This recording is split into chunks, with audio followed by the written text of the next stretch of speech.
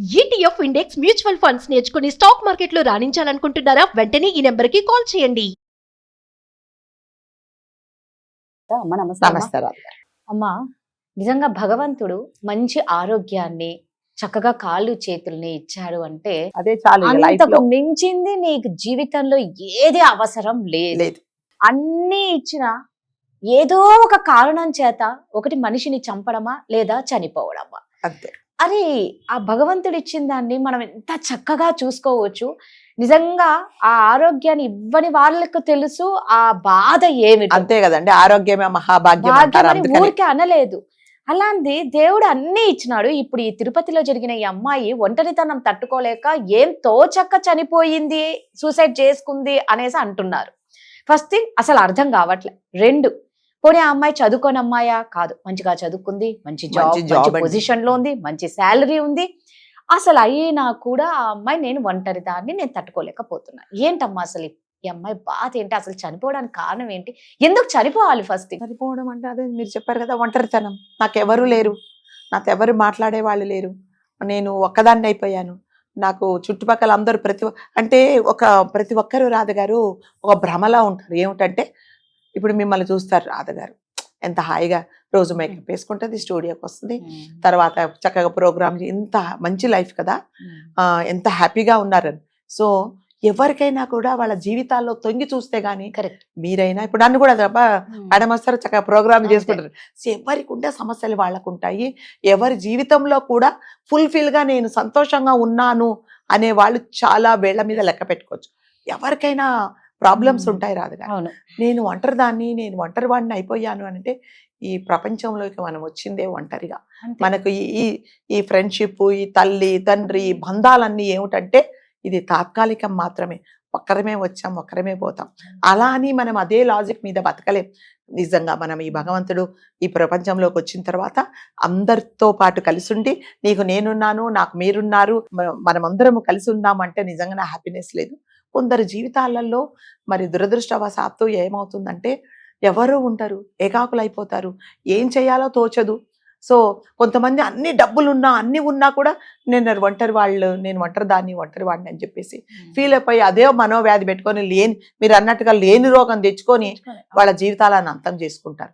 So ఒంటరితనం అనేది నిజంగానే ఒక రకంగా బాధాకరమేనండి. కానీ ఏంటంటే రాధగారు, కొన్ని జీవితంలో కొన్ని పరిస్థితులు తప్పవు. ఇంక ఇది నేను ఫేస్ చేయాలన్నప్పుడు you have to face it. అంతే, ఇంక మనం తప్పదు. ఇప్పుడు అన్ని దారులు మూసుకుపోయేదండి, ఒకటే దారి, అదంతా ముళ్ళ దారి. కానీ నువ్వు అదే దారిలోనే వెళ్లాల్సింది. అన్ని దారులు లేవు. అదే దారిలో ముళ్ళు పక్కకు జరుపుకుంటూ ఒక కాలు జాగ్రత్తగా పెట్టుకుంటూ నువ్వు వెళ్ళిపోవాలి. ఇప్పుడు ఈ అమ్మాయి ఈ విషయంలో జరిగింది కూడా అంతే. చూడడానికి చాలా చక్కగా ఉందండి అమ్మాయి, చాలా యంగ్స్టర్ కూడా. తను ఇంకొకటి ఏంటంటే గవర్నమెంట్ జాబ్ ఇరిగేషన్ డిపార్ట్మెంట్ లో అసిస్టెంట్ ఇంజనీర్ గా పనిచేస్తున్నారు ఆవిడ. తర్వాత దురదృష్టవశాత్తు ఆమెకు చిన్నప్పుడే తల్లి చనిపోయింది. తండ్రి కూడా ఈ మధ్య అనారోగ్య కారణాల వల్ల చనిపోయారు. సరే తల్లి లేదు తండ్రి లేదు అనుకున్నప్పుడు సరే ఎవరో ఒక అబ్బాయి పరిచయం అయ్యాడు. సరే అతనితో పాటు జీవితాంతం ఉందామంటే అతను కూడా కొన్ని రోజులు పాటు ఉండేసి మరి ఏ కారణాల వల్ల మన ఇద్దరం కలిసి ఉండడం కుదరదు అని చెప్పేసి అతను ఆమె జీవితంలో నుంచి వెళ్ళిపోయాడు. సో ఎటు చూసినా శూన్యం కనిపించింది ఆమె. ఎవరూ లేరు అనుకుంది, ఎవరూ లేరు అంటే మనం నిజంగానే మీరేంటండి కూర్చొని చెప్తారు, అది ఫేస్ చేసే వాళ్ళకి ఆ బాధ తెలుస్తుందండి. కానీ తప్పదు, మరి నీకు ఒక ఉద్యోగం ఉంది కదా, ఆ ఉద్యోగాన్ని చూసుకో. అంటే మీరు అన్నట్టుగా హెల్త్ ఈజ్ వెల్త్ అండి. నిజంగానే మీకు డబ్బులు లేకున్నా పర్వాలేదు, ఏం లేకుండా పర్వాలేదండి.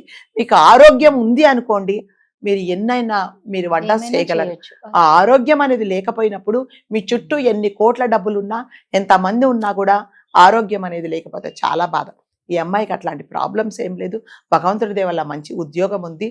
కానీ తను ఆ ఫేస్ చేయలేకపోయింది. నన్ను అందరూ, నా తల్లి లేదు, తండ్రి లేదు, ప్లస్ నాకు ఏంటంటే పోనీ ఒక అతను నా జీవితంలోకి వచ్చాడు, అతనితో పాటు నేను జీవితాంతం ఉందామంటే అతను కూడా వద్దన్నాడు. సో ప్రపంచం అంతా ఆమెకు శూన్యం అయిపోయింది. ఇక నేను ఉండదలుచుకోలేదు, నేను ఉండనని పాపం వాళ్ళ ఆఫీసులో పనిచేసే అమ్మాయితో చెప్పినప్పుడు నిజంగా ఫ్రెండ్ అంటే నిజంగా అమ్మాయే ఫ్రెండ్ అండి. తను అనింది అలా కాదు, నువ్వు మేమందరం నీకున్నామని, మేము సపోర్ట్ చేస్తామని చెప్పేసి ఒకసారి నిజంగా సూసైడ్, తను నిద్ర మాత్రలు మింగడానికి ట్రై చేసినప్పుడు ఈ అమ్మాయి ఆపేసి నువ్వు ఒంటరిగా ఉండొద్దని తన ఇంట్లోకి తీసుకెళ్ళి పెట్టుకుంది వాళ్ళ ఫ్రెండ్. సో పెట్టుకుంది, చాలా ఆ, బాగానే ఉన్నది. సరే అంటే అస్తమానం అంటి పెట్టుకొని ఉండలేం కదండి ఏ Yes, మనిషిని కూడా. అవును. 24 hours మనము ఇలా అవును. డేగా కన్నులేసి చూడలేం. ఒకసారి కాకపోతే ఒకసారి అయినా అమ్మాయి ఏమనుకుందంటే వైఫ్ అండ్ హస్బెండ్ ఏదో పని ఉందని చెప్పేసి వెళ్ళారు. ఆ క్షణంలో ఈ అమ్మాయి ఉరేసుకొని చనిపోయిందండి. ఒకసారి ఆ మైండ్లోకి వచ్చిన తర్వాత రాధగారు అది అంత తొందరగా పోదు. పోదు. సూసైడ్ చేసుకోవాలి అనుకున్నప్పుడు వాళ్ళు ఏంటంటే అవకాశం కోసం చూస్తారు Correct. అంతే. అలాంటి వాళ్ళని నిజంగా సైకాలజిస్ట్ దగ్గర తీసుకెళ్ళాలి, లేకపోతే కౌన్సిలింగ్ తీసుకెళ్ళాలి.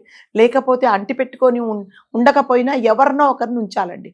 చాలా మటుకు ఈ సూసైడ్ చేసుకుంటే వాళ్ళందరూ అవకాశం కోసం చూస్తారు. కరెక్ట్ అమ్మా. చూడండి నేను అలా నిజం. నిండు ప్రాణాలు బలి తీసుకుంది. ఎవరూ లేరు ఆమెకి.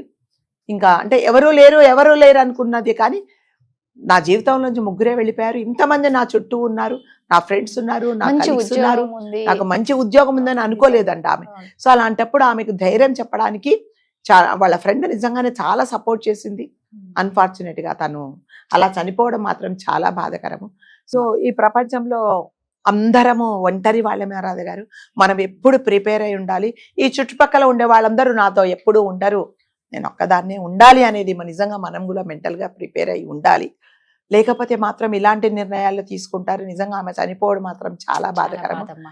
దయచేసి అలా ఎవరైనా Yes. ఆలోచిస్తూ ఉంటే దయచేసి అనుకోండి, చుట్టుపక్కల వాళ్ళనే మీరు ఫ్రెండ్షిప్ చేసుకోండి. లేకపోతే ఎన్నో ప్లాన్స్ చేసుకోవచ్చు. మీ జీవితాన్ని మీరే ప్లాన్ చేసుకోవాలి. ఒకడు వెళ్ళిపోయినంత మాత్రాన మీ జీవితంలో కాదని వెళ్ళిపోయినంత Correct. మాత్రాన అంతకంటే బెటర్ ఆఫ్ దొరికే వాళ్ళేమో ఖచ్చితంగా. మీకు. మీరు అలా ఆలోచించలేకపోయి నిండు ప్రాణాలు మీరు తీసుకున్నారు. కాబట్టి సూసైడ్ ఏ సమస్యలకు కూడా ఆత్మహత్య అనేది పరిష్కారం కాదు. కానే కాదండి కదా. భగవంతుడు అన్ని తలుపులు మూస్తే ఎక్కడో ఒక చోట మనకు ఒక మంచి దారి ఖచ్చితంగా. చూపిస్తారేమో అని ఖచ్చితంగా. ఆలోచించుకోవాల్సింది. చూడండి అనవసరంగా నిండు ప్రాణాలు బలి తీసుకుంది. కాబట్టి దయచేసి ఎవరు ఒంటరితనము అనేది మీరు ఫీల్ Feel అవ్వకండి. అవ్వకండి. నిజంగా ఒంటరిగా ఉన్నాము అన్నప్పుడు బయటికి రండి, Yes. మీ ఫ్రెండ్స్ తో టైం గడపండి. లేకపోతే ఏదో ఒక వ్యాపకం పెట్టుకోండి. అప్పుడు నిజంగా ఒంటరితనం మిమ్మల్ని బాధించదు.